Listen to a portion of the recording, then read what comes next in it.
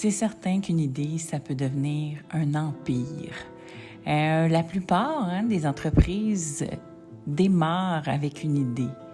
Et la différence, c'est de se lever du divan, se lever de la table de cuisine, de se mettre en action suite à cet éclair de génie qui parfois n'a pas l'air d'un éclair de génie. Ça a l'air juste d'une envie, de quelque chose qu'on a envie d'exprimer ou de construire. Vous savez, l'entrepreneuriat féminin est beaucoup basé sur le fait que les femmes identifient souvent des besoins qu'elles ont, puis ils cherchent des solutions à un besoin qu'elles ont. Ça, c'est un avantage que les femmes ont en entrepreneuriat depuis un bon bout de temps, c'est que comme le point de vue féminin ne s'est pas exprimé beaucoup, économiquement parlant, financièrement parlant, il y a beaucoup de besoins puis d'idées qui n'ont pas encore été exploitées. C'est ce que j'ai raconté pendant 10 ans avec les 7 clés du leadership féminin. Mais ceci dit, aujourd'hui, ça va être l'histoire d'une idée qui est venue d'une femme qui a construit un empire de 1 milliard de dollars avec une simple idée qu'elle a eue dans sa cuisine. Et oui, je vais vous parler de Goop aujourd'hui, de la fabuleuse entreprise de Gwyneth Paltrow. Mais je dis fabuleuse entreprise, elle est autant aimée qu'elle est critiquée, qu'elle est parodiée depuis le début de sa création. Et le génie que Gwyneth Paltrow a eu, puis évidemment, elle est bien entourée, là. C'est une fille super intelligente, puis elle a toujours été capable de bâtir sur les critiques qu'elle a eues, bâtir à partir des controverses qui ont été suscitées par son entreprise, son image, ce que les gens en pensent. Puis, full disclosure, là, aujourd'hui, j'ai hésité avant de vous faire le deep dive. En fait, pour vrai, c'est pas ce deep dive-là que je voulais vous faire. Je vous mentionne souvent en passant Jacinthe René et son empire, qui, je le sais, s'est inspiré beaucoup de l'histoire de Goop. Fait qu'on va commencer par le commencement. Mais c'est sûr que j'hésite à parler de la fabuleuse histoire entrepreneuriale de Jacinthe parce que je sais ce que ça crée dans les médias. Et ce que ça crée, c'est de la critique. Ce que ça crée, c'est en anglais, on dit scrutiny. Et je veux pas lui nuire. Je veux pas que ça lui nuise. Moi, je veux pas. Tu sais, tout ce que je vais faire, c'est dire à quel point je trouve extraordinaire. Puis je vais vous parler du modèle d'affaires. Mais j'hésite un petit peu avant de le faire au Québec. Je le dis comme ça, là. Fait que, parce que c'est dangereux pour une femme d'être reconnue pour son talent en affaires ou pour son chiffre d'affaires. Ça vient avec des gens bêtes que Caroline Néron pourrait vous raconter, que Jacinthe elle-même pourrait vous raconter. Mais ceci dit, si on est capable de accepter de vivre avec cette critique, cette controverse, ces préjugés-là qui viennent encore des médias traditionnels puis ou des gens sur le web ou du numérique, ben on peut construire des grosses business. Parce qu'en ce moment, au moment où on se parle, l'entreprise de Gwyneth Paltrow est évaluée à 1,6 milliard de dollars. Une infolettre à 1 milliard. Alors, voici ce que je vous raconte aujourd'hui. Donc, Gwyneth Paltrow, là, vous allez me dire, oui, Janie, c'est une infolette, c'est une business qui est construite sur une infolette, mais la fille a gagné un Oscar, tu sais, elle est connue mondialement. Oui, je vais vous dire oui, ça c'est vrai. Elle est partie donc avec une notoriété, puis c'est vrai qu'un vrai succès qui est construit sur le numérique peut fortement bénéficier de ce qui se passe dans les médias traditionnels ou de l'accélérateur que peut constituer le média traditionnel. Mais je parle pas juste des journaux, là. Tu sais, je parle de la télé, du cinéma, etc. Ce que Gwyneth Paltrow, elle a construit sur sa notoriété. Ce qu'elle avait, c'est de la notoriété, puis avec un Oscar, une certaine crédibilité, puis elle a décidé de construire là-dessus. Mais je pourrais vous nommer énormément d'artistes qui ont essayé de partir des affaires, puis ça n'a pas fonctionné. Fait que ça veut pas dire que tu es connu puis que ta business va fonctionner. C'est de faire le pont entre les deux, c'est exactement ce qui m'intéresse pour aider les gens à accélérer leur développement d'affaires. C'est donc de construire ou de développer sur la notoriété. C'est ce que Gwyneth Paltrow a fait avec Adresse et Aplomb. Ceci dit, elle l'a fait avec beaucoup d'écoute.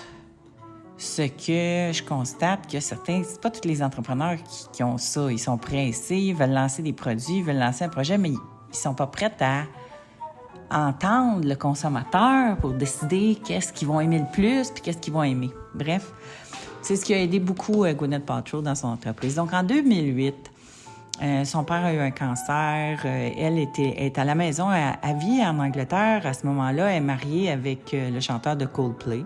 Hein? Fait que, il y a plus plate comme vie de housewife, je vous le donne.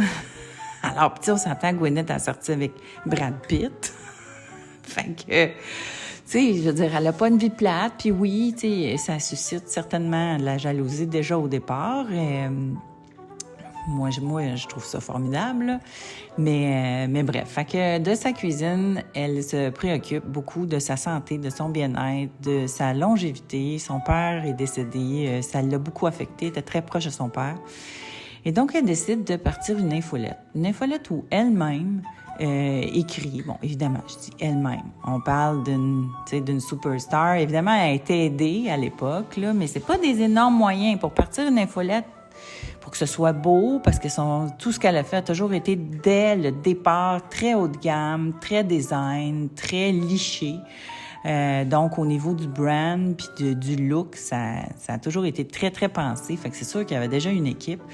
Mais en 2008, elle envoyait des conseils, des choses qu'elle avait découvertes puis qu'elle voyait pas ailleurs dans son infolette, puis elle recommandait ça aux gens qui se sont mis à la suivre, basée sur sa notoriété qu'elle avait déjà.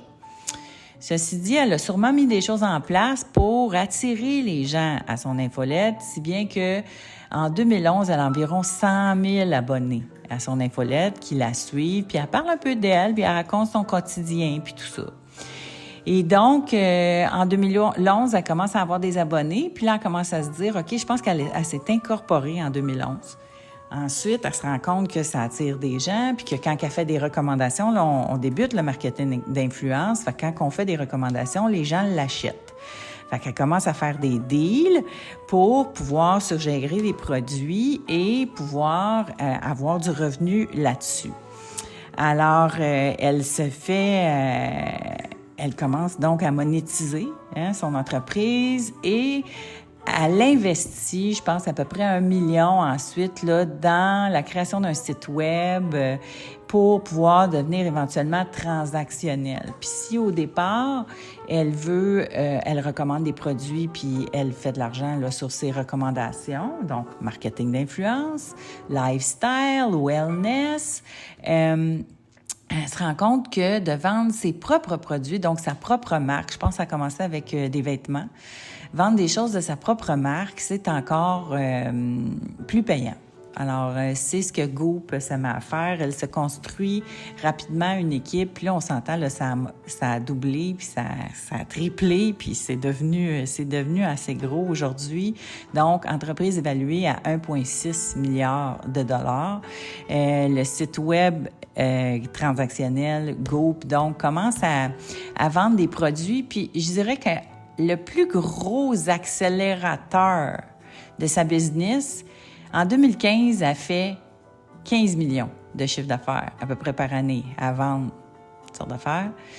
Mais là, il y a une controverse en 2015. Première controverse, elle a toujours été critiquée. Bon, au début, là, je vous parle des critiques. Ils critiquaient ses produits comme étant trop chers, comme étant des affaires trop trendy, comme étant des produits out of touch, comme on dit, avec la femme ordinaire.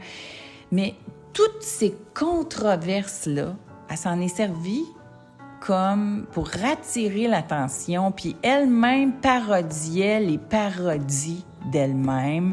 Donc, parce que ce qu'on voyait dans les médias, puis là, je vous dis, le parallèle avec Jacinthe, il est pas... il est très évident, là, parce qu'ici aussi, si tu fais des recherches sur Jacinthe, il n'y a personne qui va te parler de son fabuleux plan d'affaires, là.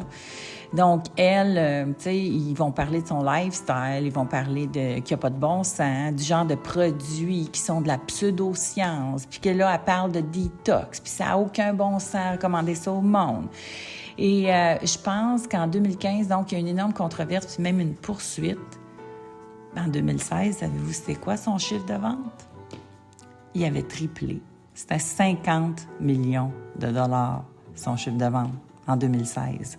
Donc, comment capitaliser sur une controverse? Comment les haters, puis là, je parle à tous ceux qui ont de la notoriété sur le web, puis qui effacent les messages des haters, là. Vous enlevez une belle opportunité de grandir. Ceci dit, il faut être capable de vivre avec les critiques puis de leur répondre. Puis si on n'a pas la carapace nécessaire pour répondre aux critiques, bien, on ne peut pas se servir des haters comme de levier de croissance. Mais c'est clair que Goop et son équipe l'ont fait. Et là, à partir de ce moment-là, c'est là qu'ils sont allés chercher de l'argent extérieur. Tu sais, au début, ils sont allés chercher un premier 15 millions, je pense, en investissement pour faire grandir l'entreprise. Puis là, l'entreprise a commencé à grandir. En 2018, lancement d'un podcast. Donc, on parle du podcast comme levier aussi de croissance. Puis là, Gwyneth Paltrow, qui est une fille qui même si les médias la parodient, puis que le grand public trouve que, tu sais, elle n'est pas en contact avec l'américaine moyenne, là. Ceci dit, c'est une fille en avant de son temps, c'est une fille qui va rechercher des solutions, c'est une fille qui est extrêmement connectée et aimée dans l'industrie. Alors, la première invitée de son podcast, je vous le donne en mille, c'était Oprah. Puis c'est un excellent épisode de podcast, je l'ai écouté plus qu'une fois, où Oprah parle de tous ces trucs de wellness au fil des jours, que les gens vont dire « Ah, oh, c'est ésotérique! » Ben oui, mais tu sais, du haut de ces billions de dollars, Oprah, puis Gwyneth Paltrow, même chose, vous pouvez appeler leur truc de wellness ou de mindset comme étant ésotérique. Je pense que ça marche à quelque part, hein? Fait que... Puis évidemment aussi, Goop, donc, oui, il y a eu des poursuites. Il y a eu des poursuites sur certains produits qui ont été controversés, qu'ils ont proposés. Un peu comme la Sainte en a eu au Québec aussi. Alors, mais ils se sont défendus, ils se sont réajustés, ils sont allés chercher des experts. Donc, premier produit... La grosse croissance aussi de Goop s'est faite dans les médias traditionnels aussi. Je sais qu'elle a sorti des livres de recettes qui ont été très populaires. Puis là, ces livres de recettes-là ont rejoint l'américaine moyenne, ont rejoint la canadienne moyenne. Moi, j'ai bien de mes amis qui avaient le livre de recettes de Gwyneth Paltrow. Alors, celles qui m'écoutent se reconnaîtront. Et là, donc, livre de recettes, aussi, c'est sûr, tu sais, le fait qu'elle soit mariée avec Chris Martin, ça lui donne de la visibilité, elle s'en sert, elle-même va faire des entrevues, parle toujours de son entreprise.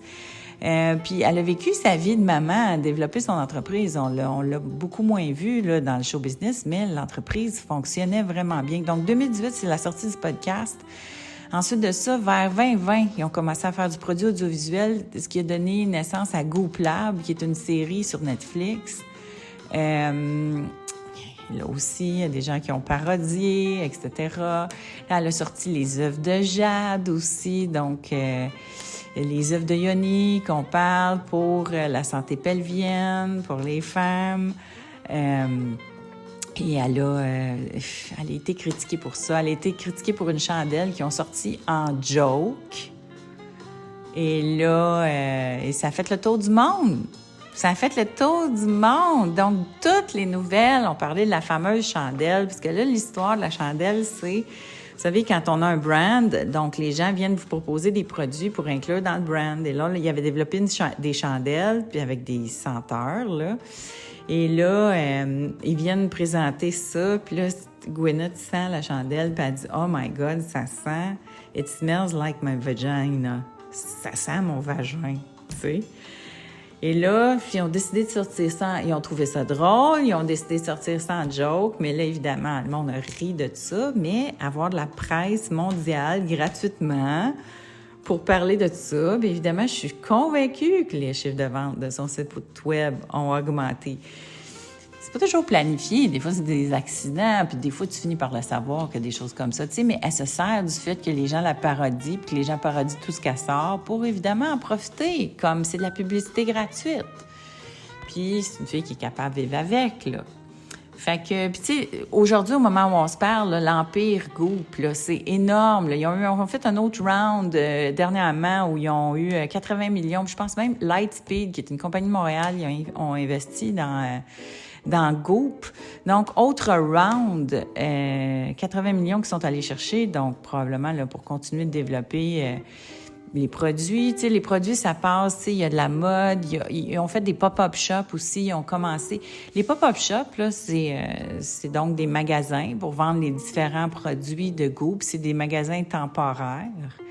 Et tout ça, c'est bon, oui, pour vendre des produits, mais ce que je me rends compte, c'est qu'il y a des marques qui font surtout ça pour personnaliser puis renforcer l'engagement des fans envers la marque. Puis le génie de Goop, c'est vraiment été d'établir très, très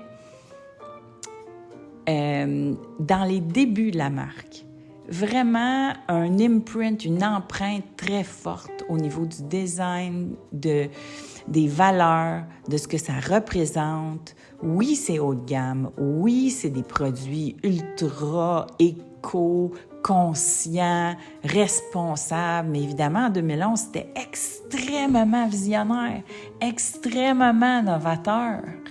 Donc, ce qui a été décrié comme étant trop wouhou, là, aujourd'hui, c'est connu comme étant éco-responsable, puis de la consommation consciente, puis être en avant de la curve pour tout le monde. C'est rendu une marque qui est crédible par rapport à ce qu'elle choisit, ce qu'elle aime. Oui, elle choisit ce qu'il y a de mieux, fait que tu vas aller voir ce qu'elle, elle recommande. Sa crédibilité est là. Même si les gens font de la parodie,